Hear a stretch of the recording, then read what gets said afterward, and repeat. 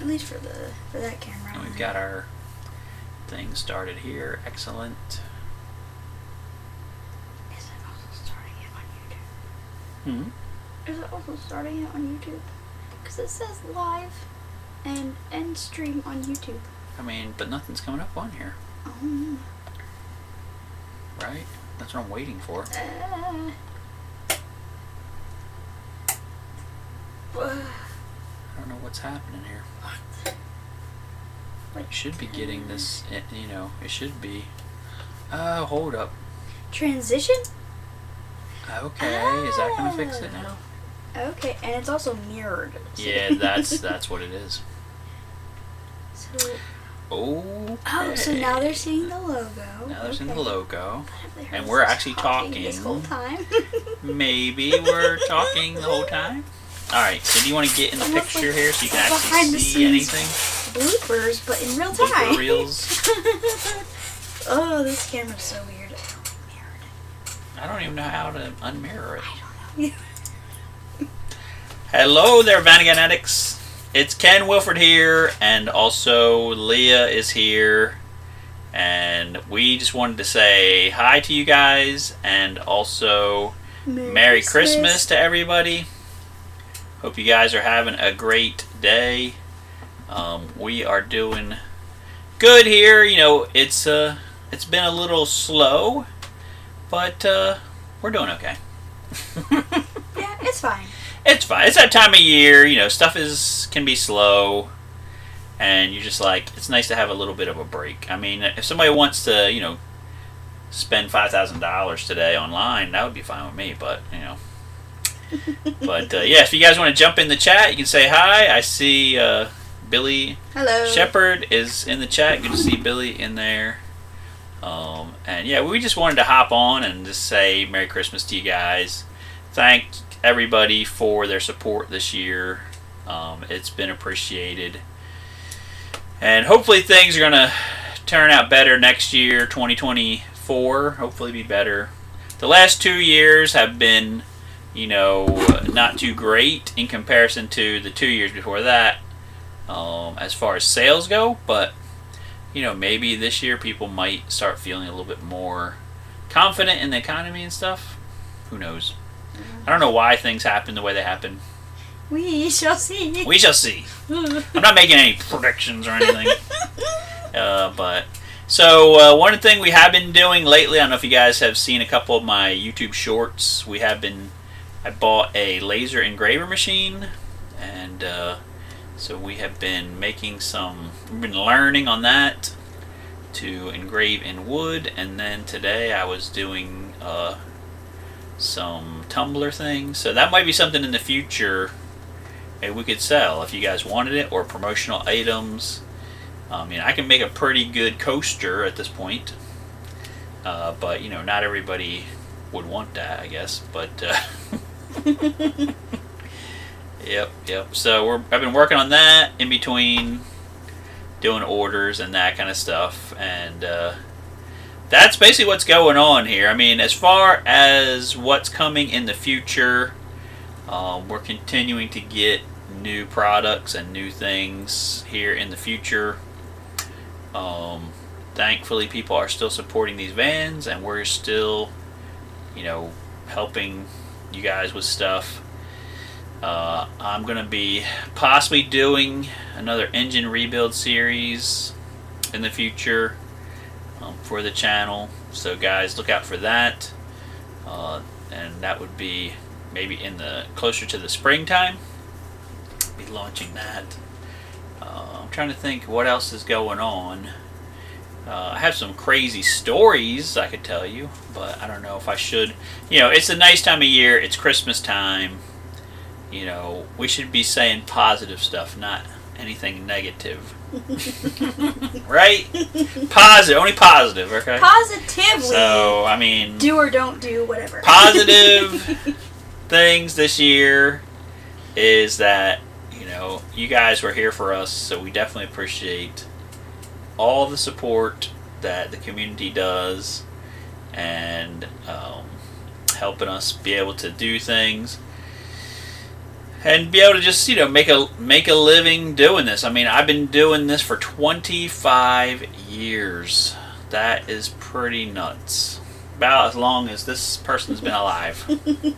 Yeah. So, in other words, you guys have helped raise this child right here. I mean, essentially. Yeah, help pay to raise her anyway.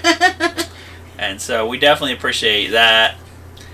And we got some stuff in the works. My one friend is working on a new fuel injection system that hopefully will be ready to go by the spring. We're going to be trying to do some testing on that in the next little bit.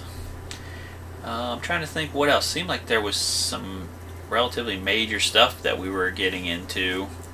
I have a guy who's working on rebuilding some of the air-cooled Vanagon ECUs and also the Eurovan ECUs. So, maybe that's a thing. I recently helped a guy put together a whole kit for Eurovan engine rebuild for a guy of parts. So I may put together kits for water boxer engine rebuild, just because the parts for that is like way easier to get than the Eurovan stuff. The Eurovan stuff is really hard to get, but maybe I'll put together a kit for the Eurovan and for the Vanagon. So if people want to rebuild their engines, they'll have all the stuff they need that way. And I'm trying to think of some other stuff. I mean, we've been getting, stuff from Europe and stuff from overseas quite a bit, but I just haven't really talked a lot about it. We did that one video where we did a box unboxing or whatever. People seem to like that pretty good.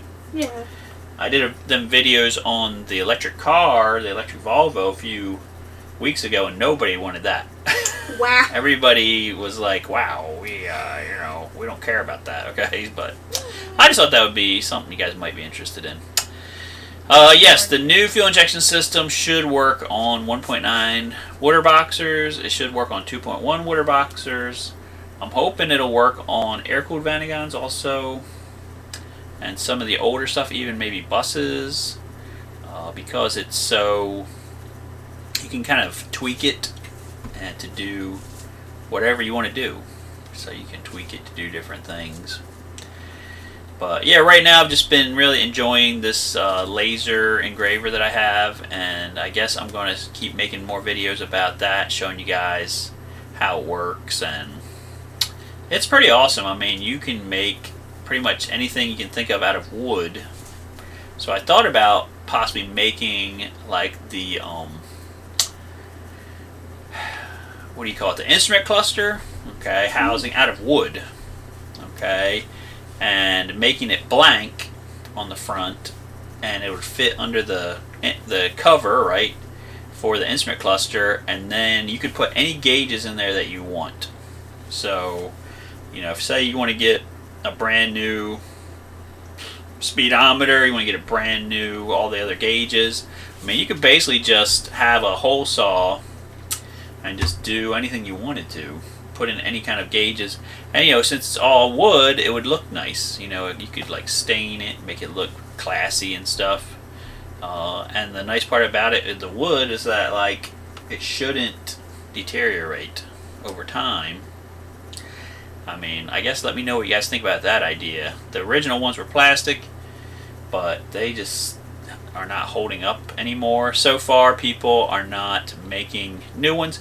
Oh, one thing I did want to mention, I knew there was something that I was like, this is kind of a big deal that I should probably mention.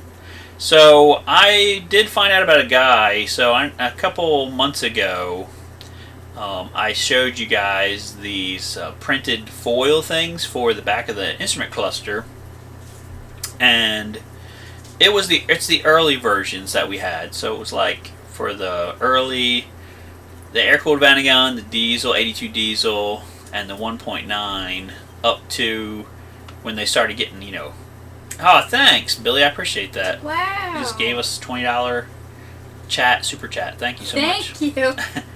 So anyway, we got some of those circuitry foils from Europe. This company in France was making them, I was talking to another customer the other day, and he's like, well, there's a guy in Canada that's actually making brand new later model ones, like from 86 to 91, those, which those are the ones that I actually wanted.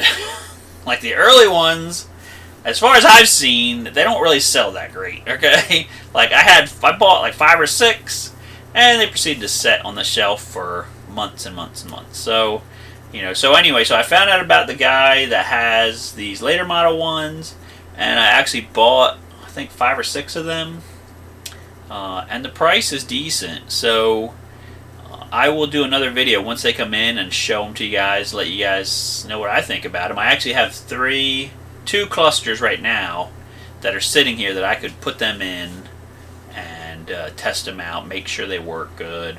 Because those 2 clusters, the circuitry on them is not working properly. So we've got like one on the tack is being crazy, and then another one, I don't know, some other instruments are not working. So we're going to be putting 2 of them in those and cleaning them up. So maybe I'll do some videos on that, like how do you restore a cluster thing as much as possible, and show you how to install the new. Billy, you give us another $20. Thank you very much. Billy's on here with just us. Apparently, he's giving us $20 a minute or something. I don't know. Wow.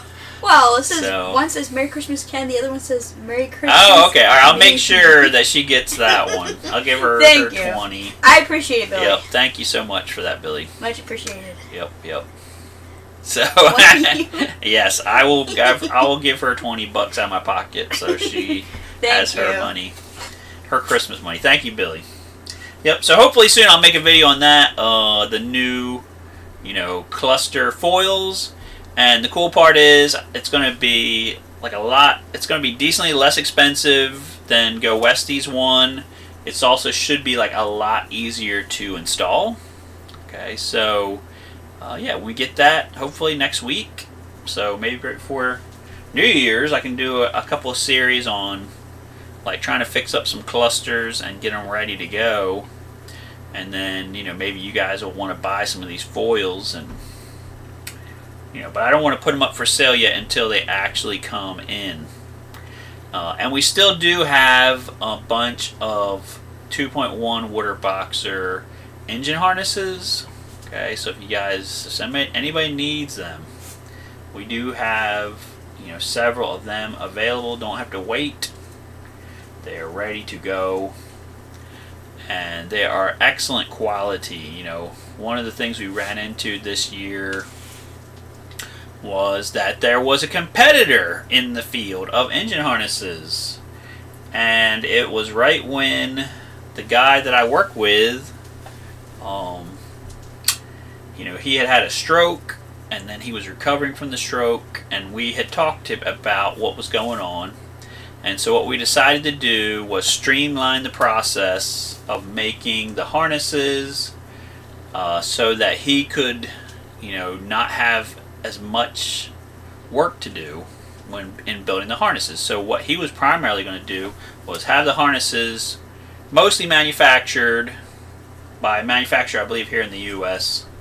And then he's still putting the plugs together. He's still testing it. He's still doing, some of it.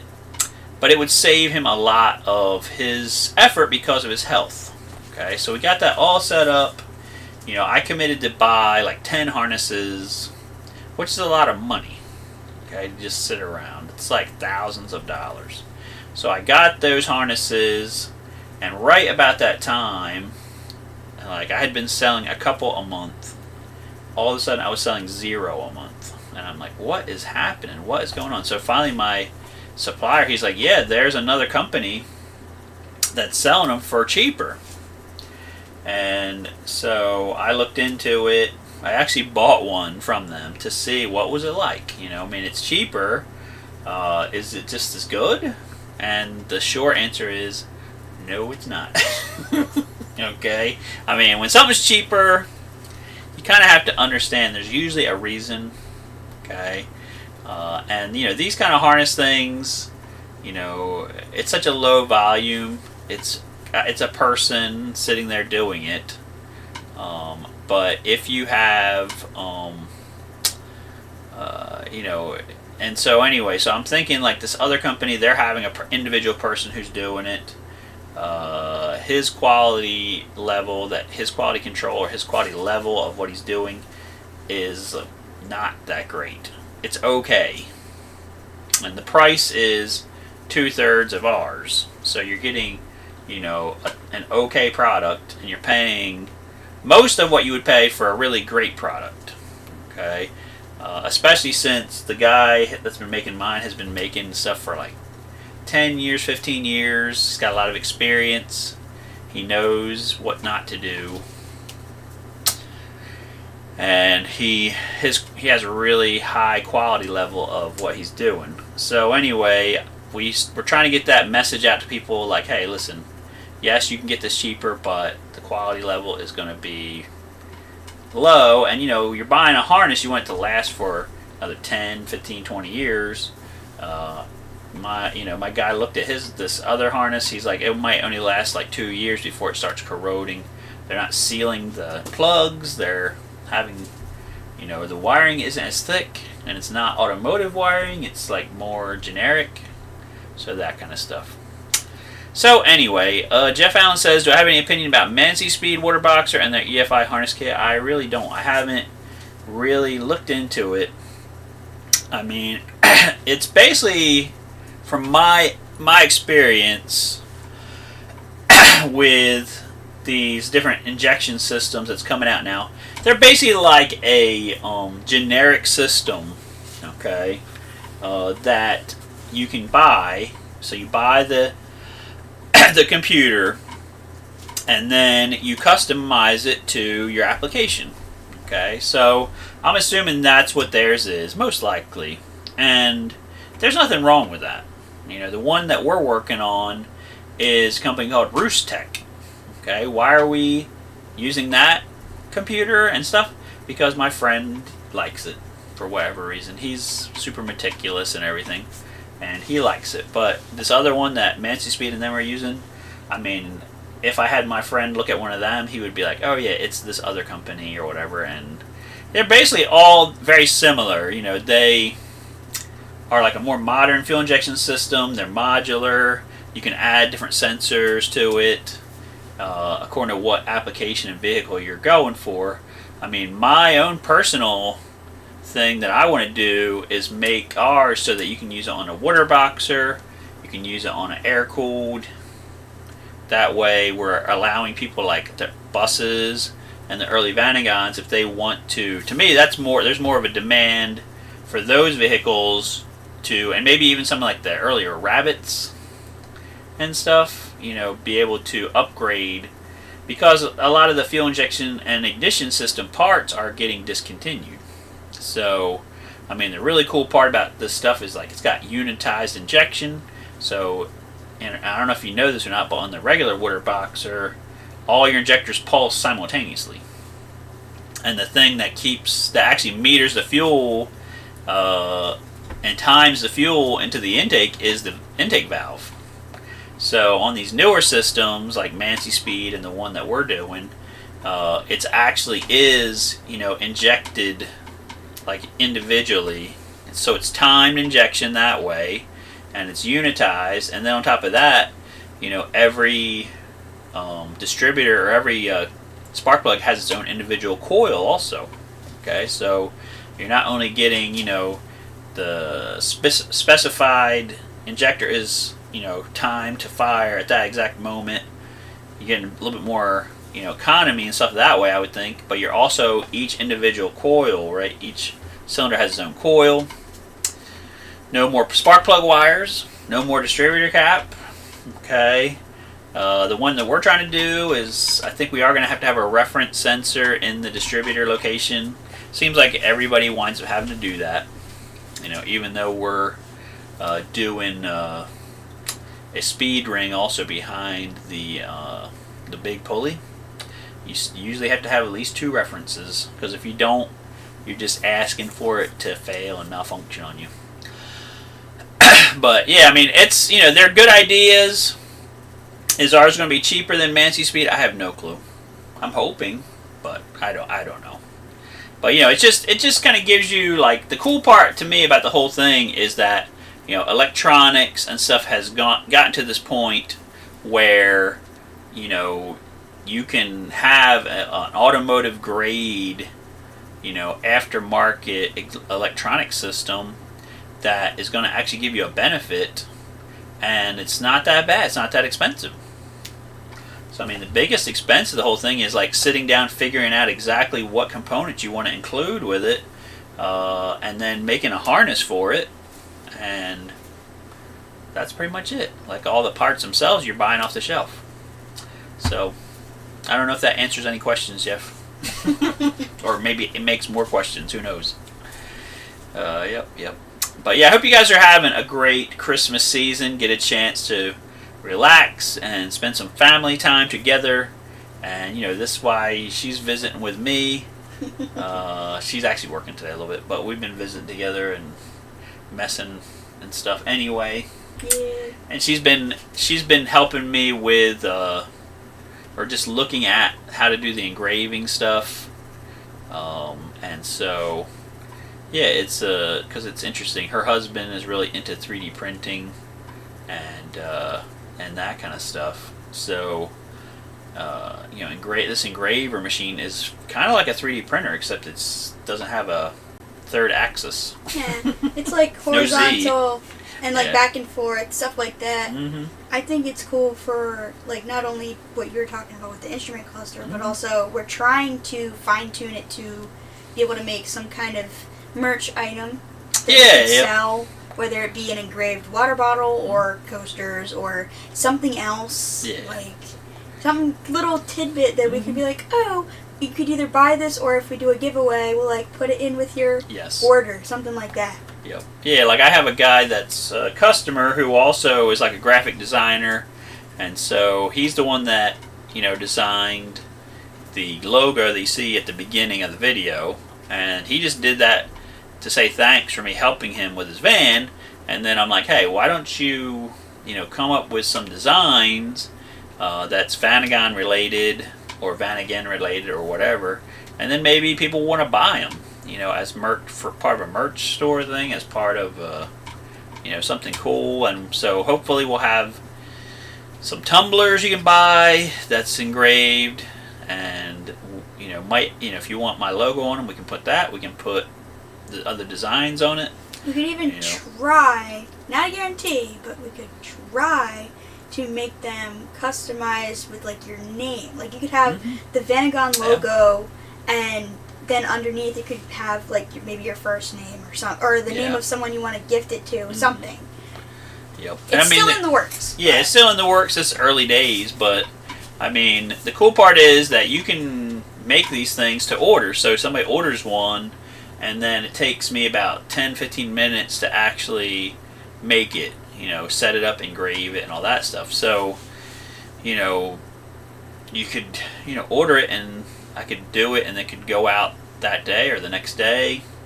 And yeah, so it's one of those things that, as long as you have the materials or whatever, you're making stuff and putting it out there. Yeah, it's a cool thing to work towards. Like, once we get it fully fine-tuned and we fully know exactly what we're doing. Yeah. We aren't out there yet. Yeah, no. Still a learning curve. I mean, the other night, I showed a video. I got to show you guys the results. There's been a video of me doing a tumbler, and it's one of my old ones, so, it wasn't anything that I was, like, going to be super sad if it messed up on. And, it messed up on it. Big time. So it was like epic failure of engraving that. But then today we did some more stuff that was just like for me and my wife. We had some stainless steel water bottles that was from the cruise we took last year, and we decided, hey, I want to put like the name of the cruise ship and the date of our cruise and all that stuff on there. And so I did that, and it turned out great. So I'm learning. I like to learn new things, whether it be Vanagon things or whether it be other things. Oh, one thing I wanted to mention to you guys, and I don't know if anybody on here has heard about this, okay? So I had a guy contact me a couple weeks ago, maybe a month ago, and hey, there's Moston. Merry Christmas to you, buddy. I had a guy contact me, and this was a strange situation because I never have talked to this man before, don't know him, okay? And he contacted me about 2 or 3 weeks ago. He's like, Ken, he's like, I am putting together a new website that is called Don Vanagon. I'm like, okay. And this is in an email. And I want to know if you can refer people to this website. And he's like, what this website is going to be is it's going to be a place where people can go on and get connected with, experts, Vanagon experts. So if they have a question, or if they have a problem, or they, need some advice about how to do work on their van or whatever, they can go on there, they can connect with experts, and then the experts can help walk them through whatever they're doing, and then he's gonna charge, a charge for that. It's kind of like, going on a website like Just Answer or something. I don't know if you guys have ever heard of that one, where you pay experts to help you fix dishwashers or fix things. And I was actually on there for a while. I made $1,000 in 1 month on that website, but it's way too much work. You're basically people calling you nonstop. But anyway, so he's like, so I'm setting this website up, and at first I was like, oh, okay, he's going to ask me to be, one of the experts on the website. He's like, so I just wanted to see if you would refer people to us. And I'm like, well, I mean, I don't really know you. I don't really know who these experts are going to be, if they actually know what they're talking about, or don't. But here's the part that I was getting this weird vibe from this whole email. And again, if you guys have heard of this thing, Don Vanagon, I was going to search it. He's like, we're going to make an app. That's going to be in January. So he was like, the website's going to launch in December, I think. Then there's going to be an app in January. And then, we're just basically taking over, the entire Vanagon world. And I'm like, so they're going, wow, all of hundreds of people. What I'm saying? It seemed like a lot of effort for what they're doing. But anyway, because you could do something like this for, something else, you would be having a lot more impact. But anyway, what I'm wondering is, it almost sounds like maybe what he's trying to do is do some kind of AI database thing, right? Where you could take some categories from the Samba, like Vanagon categories from the Samba. You could take the database of the Vanagon list, right, which is 20 to 30 years of people talking about Vanagons and repairs on Vanagons. And even you could go over my website, you could go over Go Westie's website, any sites online where there's informations about Vanagons and Vanagon repairs, and then put all that information into a database with an AI, and then then instead of talking to experts, you're actually emailing back and forth with an AI. So that's kind of the vibe I was getting from this, was that somehow it would be okay. Somehow it would be some kind of weird AI database thing, and and so you're paying to talk to AIs. Have any of you guys tried any of the AI stuff? I mean, I have, but I don't know what you guys think. My thing of it is mixed. Okay, my thing of it is mixed. So yeah, Billy says do a custom board that will glue to the bottom of the headache board, and just say, what? Don't bonk your head on it. I mean, I could make a cool USA map thing that you could glue, USA states to as you visit them or something. I don't know. And then when you look up there at night, you're like, oh, I haven't been to Connecticut yet or something. I don't know. I mean, that'd be nice. That would be So yeah, so what do you guys think about this AI stuff and things? Right? Is this something that you're like, this is going to be the best thing ever? this is going to be the worst thing ever. I mean, what my experience with it, I have it turned on my Google searches. And so it will, when I'm looking for something, I type in my Google search, and then it has like this summary thing at the top, you know, and that's the AI that they're looking through all the pages, trying to give you some kind of a consensus or summary before you go to the pages. It like kind of reads it for you, and then it kind of condenses it in there. And I will tell you that the information that it comes up with is all over the place. Like, it could be right, or it could be wrong. And the only way you would know whether it was wrong is if you're an expert in that subject, or you know a lot about that subject. So at this point with the AI stuff, you know, it's like, yes, I think it's going to be a powerful tool in the future, but I also think you're going to need a human being to like oversee it and curate it and make sure that it actually knows what it's talking about. I mean, you know, I was watching a thing earlier today where they were showing this thing where people are concerned because AI can, like, mess with their art and that kind of stuff. Okay, not sure why you said that. Give me that back. It's a big problem that's happening. Yeah, well, and so what the AI does is they will look at, like, say you say, I want to have a picture of a lady. Okay, or your picture of the lady was saying, like, she put in her name. Oh, yeah. And it would come up with all these pictures, which some of them were not safe for work type pictures of this random lady, I guess. Well, that's a problem with AI too, though, is people can create NSFW artwork of you with just a picture of your face, and then the AI fills in the rest. Does your whole body. And you could essentially blackmail someone with these fake images that's created by the AI that's not you, and not even a picture that you yourself have put out. It'll literally just take your face. Yeah, I mean, hey, we have these compromising photos of you or something. So, like, that's a whole problem in and of itself. But the weird part to me was, like, some of the pictures had 3 arms. Yeah. You know what I'm saying? This is the problem you run into, is that this AI, all it knows is what it's absorbing.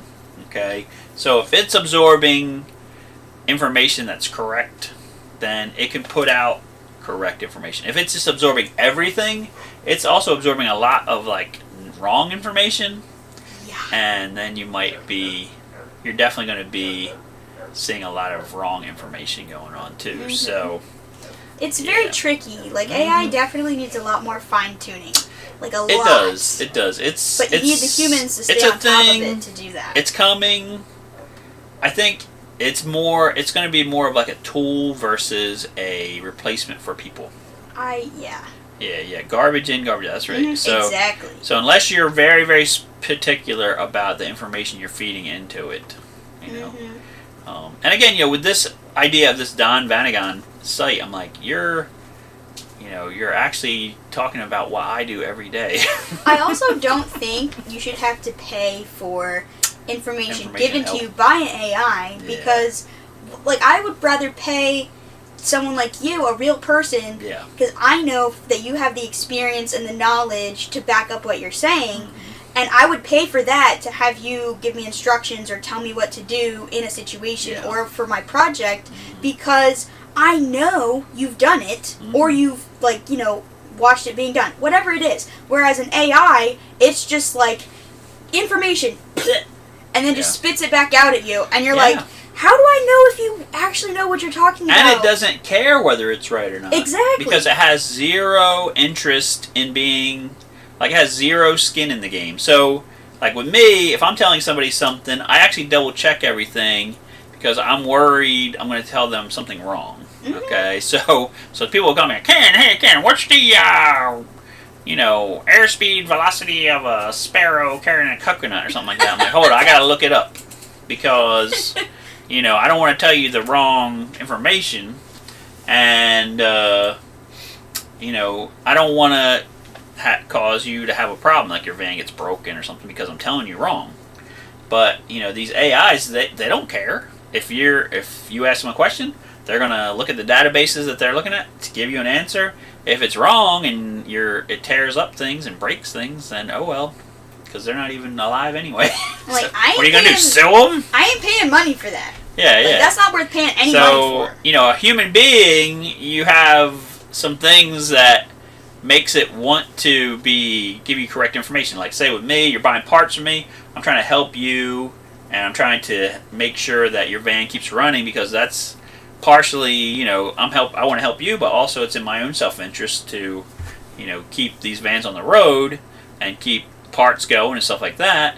I mean, the AI basically has it's neutral party, but at the same time, can be bad because it doesn't have any motivation to actually make sure it's right. Yeah. And not just giving you the quickest, easiest info we can get and saying, okay, give me my money now. Where's my $10 or where's my $20 for my advice?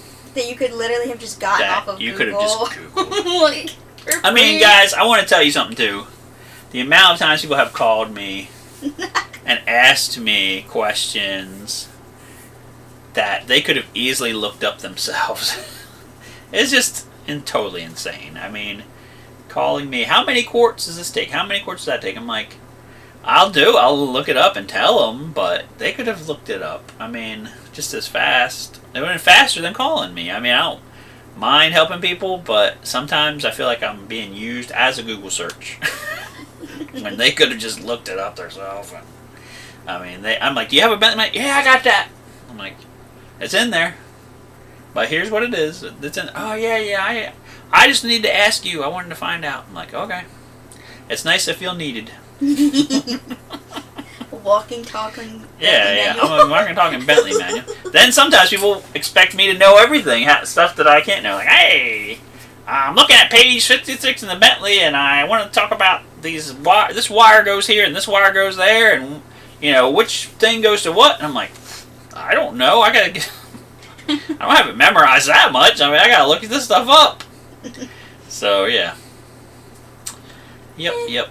Sometimes people expect me to be their Google search, like I said, and sometimes they expect me to be like they just know everything. Alexa, I guess, to the Vanagon. Yeah. Yep, just ask your Alexa or your Google or whatever, like Siri. I don't know. Everyone has iPhones now. Yeah, I mean, again, like I said, I don't mind helping people out. It's just like you run into some people too. Like I had a guy call me yesterday, and then he's like, "Hey, do you have a catalog?" I'm like, "Online on my website." Yeah. I know that, but what about a real catalog? Do you have a real catalog? I'm like,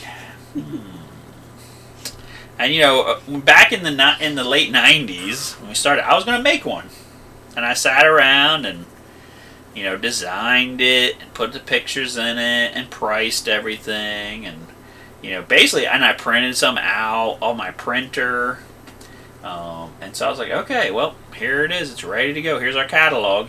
And then by the time you get it done and take it to the printer, and then find out how many hundreds of dollars or thousands of dollars it's going to cost to print 1,000 or whatever. By the time you do all that, then guess what? The prices on half the stuff has changed. Or some of the stuff you can't get no more. Or whatever. All the stuff changes. And if you put out this paper catalog, and I'm sure other people that did paper catalogs like Go Westy and Bus Depot and stuff can attest to this, that people will call you 10 years later, 15 years later, 20, hey, I saw in this catalog where you have this, South African grill kit for $200. I want that. Can I buy one of them? No. Can you find an 1857 Sears catalog where, you can buy like 1,000 pounds of grain for like $20? Can you call up Sears and be like, I want that 1,000 pounds of grain for $20? I got a catalog that has it on here. Like, they don't even exist anymore, but still. Yeah, I'm pretty sure Sears doesn't exist. Yeah, they're pretty much over. That was probably a bad example, but I can't even think of a catalog, to be honest. That's how outdated it is, though. I can't even think of a catalog that exists anymore. It's so outdated. And so I'm like, yeah, so you can just... Okay, so just mail me some information, just mail me some information, and I'll forward it on to my. Catalog. I'll forward it on to my nephew. I'm sitting there going, let's see, why don't you just give him my website number? But I guess what I'll do for this guy is I'll print out the first page of my website and just mail it to him in the mail. And then that way, that'll satisfy his need for a physical piece of paper or something. Yeah. Sears is over. Yeah. They should have stayed, because they were the ones, that started shopping from home back in the 1800s. All they had to do was just keep it rolling, like go into the internet and go into website things. They'd still be around.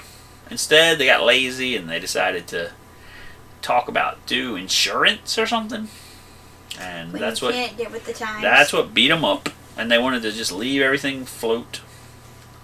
And they died.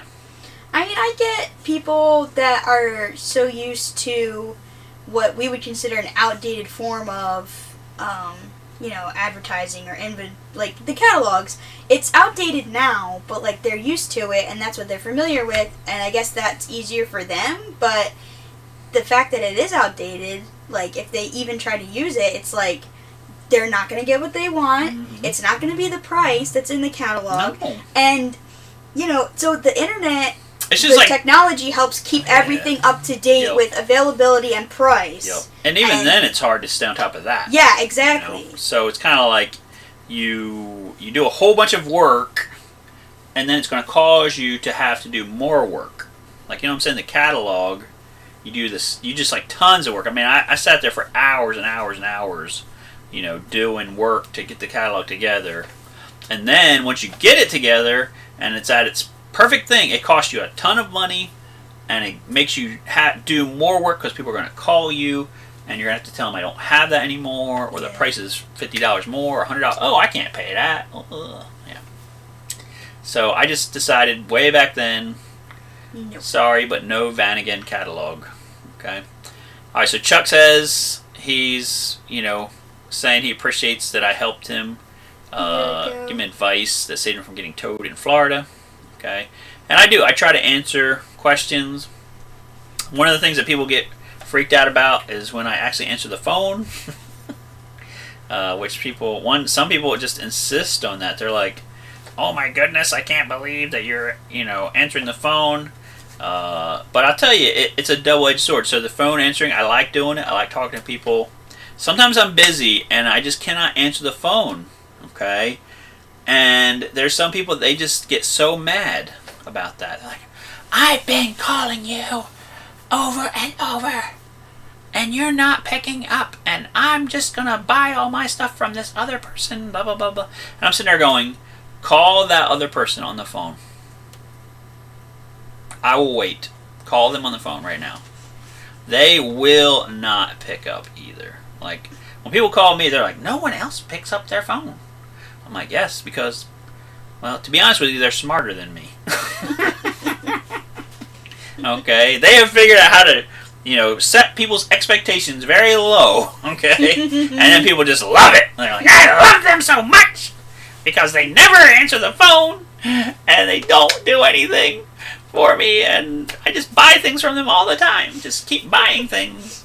I just have to go on their website and just push a button. Boop, boop, boop. And then on my thing, they're like, when they call me, like, Ken, I want to buy things, but I have to ask a whole lot of questions first. I'm like, okay, let's talk about it. Let's get it done. But then they'll go to another website, which I won't mention who it is, and they'll just buy stuff willy-nilly. They don't care. They don't ask any questions because they know them people ain't gonna answer any questions. They don't. They just want you to buy it, and then that's the last thing they want to hear from you. They want you to buy it and then go away and shut up.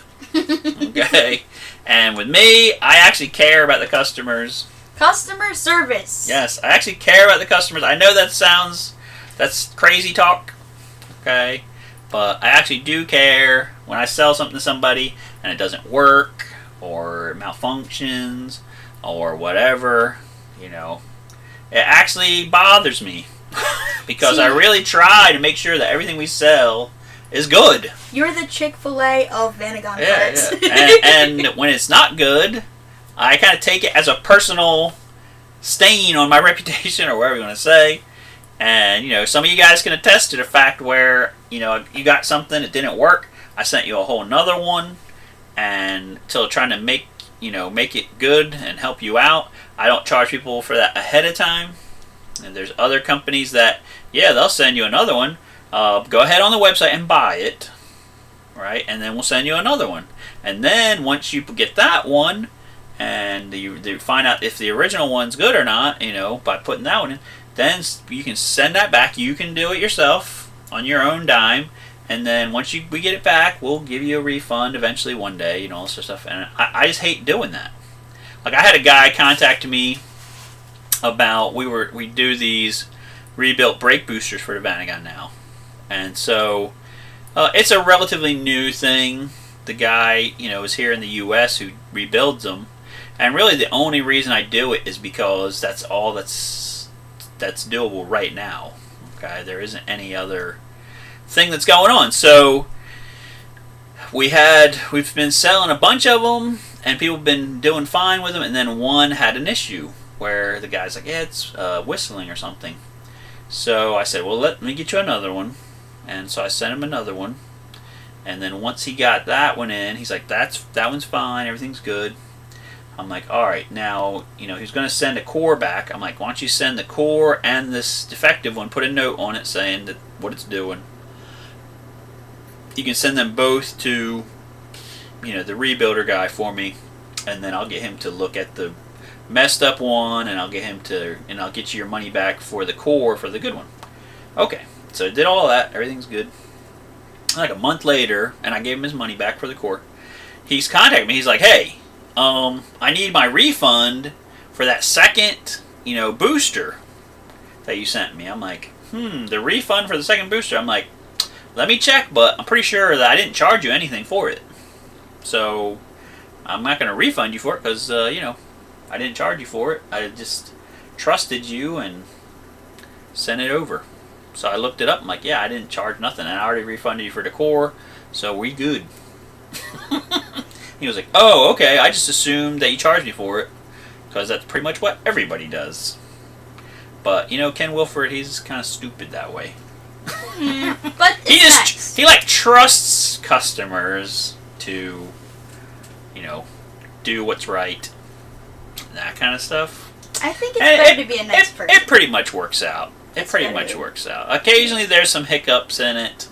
Most of the time, it turns out pretty good. Okay, and I've been doing it for 25 years. It's hard to like change, you know what I mean, after all this time. So, you know, that's... I mean, if it ain't broke. Yeah. I mean, I think people appreciate it. I'm not an AI, but I do play one on TV. But I try to treat people good, and it comes back to you. You know, that's what we've always kind of lived by, the golden rule, where you know, try to treat people like you would want to be treated. And it seems to work out pretty good that way. So I guess that's enough of my rambling for today. I didn't really expect us to be talking this long. I do have some stories to tell, but I don't want to, like I said, I don't want to tell any negative stories. Okay, I guess that one harness story was slightly negative, but you know, there's a real negative one. Oh my word! When you guys hear this story, you're gonna be like, "What the heck?" How about this? How about but I ain't gonna tell this time. Let us know if you would like to just have a video of crazy stories. Crazy story. Yeah. Yeah, let us know if that would be a thing I got that some you crazy would stories to tell. either have going on in the background of whatever you're doing, or just yeah. enjoy to sit down and watch. You could listen to it and crazy be like, stories. Like, if that is something you enjoy, let us know and we'll make it. And if make a not, video of crazy just be like, yeah, no, keep your negativity to yourself and keep doing what you're doing. Like, just let us know. Yeah, and like I said, I try not to be negative, but sometimes it's hard because you'll have stuff and things happen.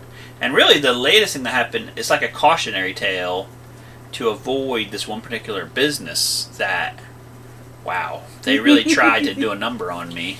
But do we want to open that can of worms? Not today.